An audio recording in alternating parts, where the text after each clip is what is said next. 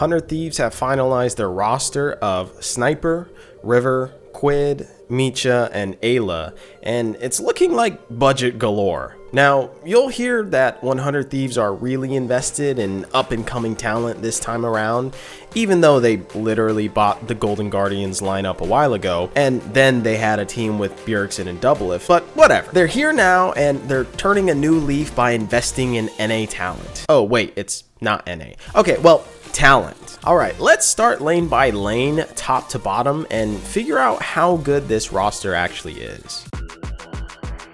Top lane has Sniper, formerly known as General Sniper. This kid has been highly anticipated since he hit Challenger at the age of 12, and it feels like it's taken 10 years for him to reach 18 years old. He is the little brother of former FlyQuest top laner Viper, genetic diff, and I believe Sniper is the youngest player ever to sign a contract at 15 years old with Cloud9 as a streamer, which hours later was deemed null because Riot said you can't sign anyone under the age of 16. So I guess he'll keep that record. Nice try, Jack. Sniper is known as one of the best Riven players in the world, having gotten a 1901 LP in November of 2021, the highest record ever. Wait, Bob Jenkins just got 1994 LP? What, so he's got like as much LP as basically his birth year? What the fuck? Okay, previously the highest record ever on the NA server, beating Core JJ at 1752 LP. So to say this kid is a prodigy is a bit of an understatement. Now, one of the main concerns I and everyone else has looking at Sniper is obviously his champion pool.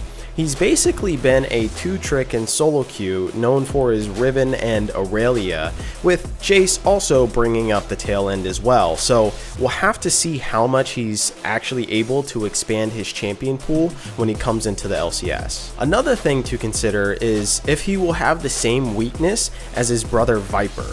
Now, Viper was also a one-trick Riven player from solo queue who hit the LCS stage in FlyQuest. His Riven was typically banned during the first couple weeks he got into the scene, but more importantly, because he was a Riven one-trick, it's not so much that he didn't have a champion pool, but he played a really aggressive style that got punished routinely.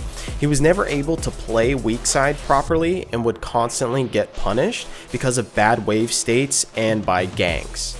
Will Sniper have the same issues? So I'm hesitant to believe he won't have any growing pains, and I think he's going to run into this exact same issue because although every pro player says you should learn one or two champions really well, they don't mention the downsides, which is that you essentially crystallize your gameplay and create bad habits. I feel like for my case, it was more of me being like an actual one trick. I only played pretty much Riven. I put too many games on it. Overall though, I think this is a good pickup for 100 Thieves, and I'm really excited to finally be able to see Sniper play on the big stage.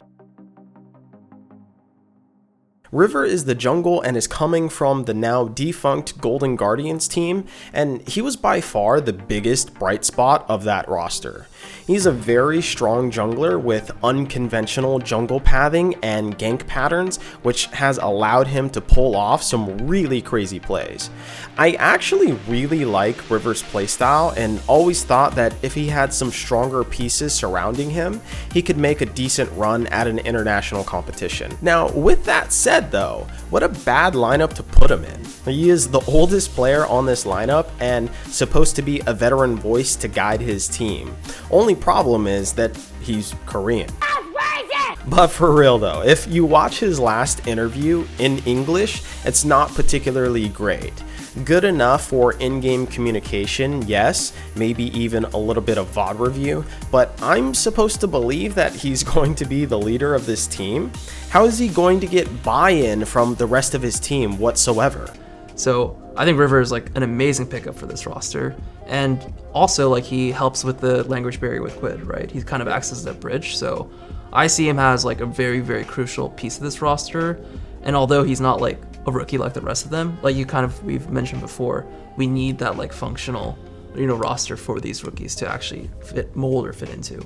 Saying that he's the bridge for his team is implying 100 Thieves are going to be heavily relying on him as a veteran, and I think that's great for Quid, the other Korean player on this team, but with fielding young players in every other spot, this looks like it's going to be some heavy lifting from the coaching staff to get everyone on the same page. So overall, while I do like River as a jungler and I enjoy his style, I think he's a mechanically strong player and he's won some very clutch games off the back of his own play. Putting him in this particular lineup is a huge question mark, and I don't think it's going to work out as well as 100 Thieves are planning for. Speaking of planning, if you're planning for more League of Legends content, keep it locked right here and subscribe. I keep the bangers coming with documentaries, opinion pieces, interviews, and analytical videos. So make sure to subscribe because I'll be releasing content all in the off season as well. Alright, let's get back to the video. Quid is the mid laner for the squad and is definitely a sign that this is a budget roster. I'm not going to sugarcoat this. Quid is a large reason as to why 100 Thieves look like ass in the 2023 summer split. He created negative pressure in the mid lane, which then affected his jungler closer, and from there it was just a complete collapse across the map. He got completely outclassed by almost every other mid laner in the league, and it was very clear that 100 Thieves didn't just lose because of a communication diff with mid laner and jungler, but it was a hands diff.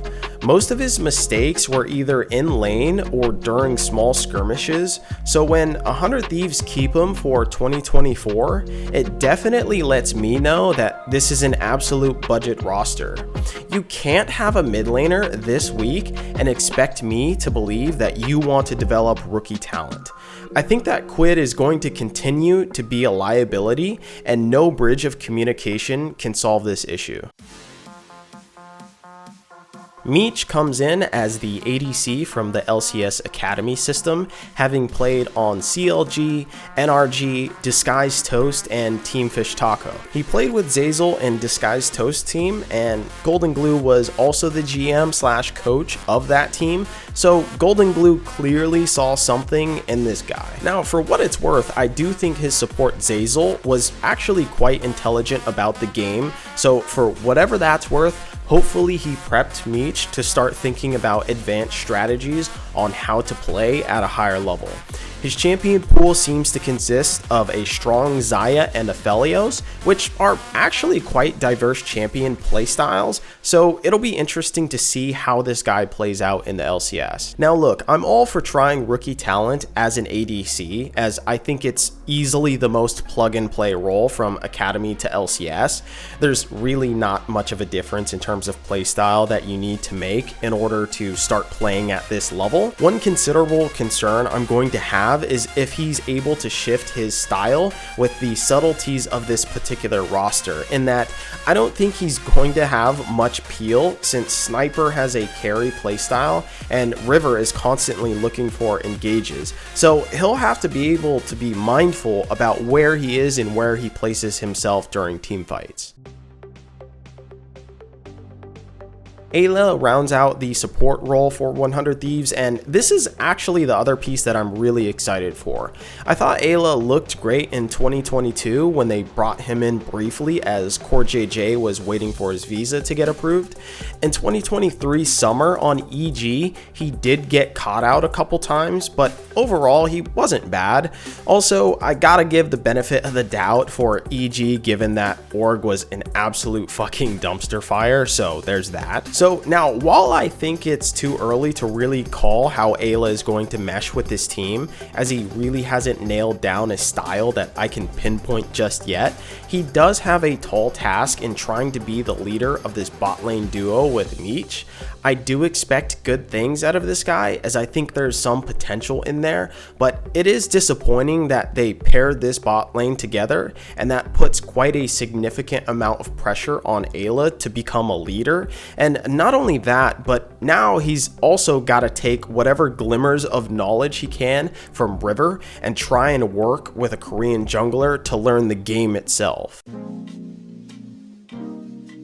So finally, we round out the entire roster with the head coach of Golden Glue. Golden Glue is, now I'll just say, I have my reservations about how he'll perform.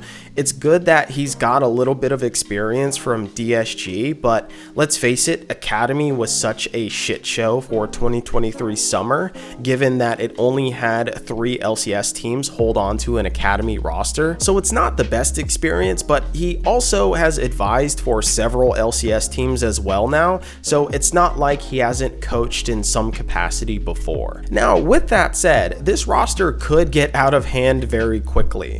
One of the big issues with having a Korean duo, and especially one comprised of being the leader of the team, is that it could get very cliquey.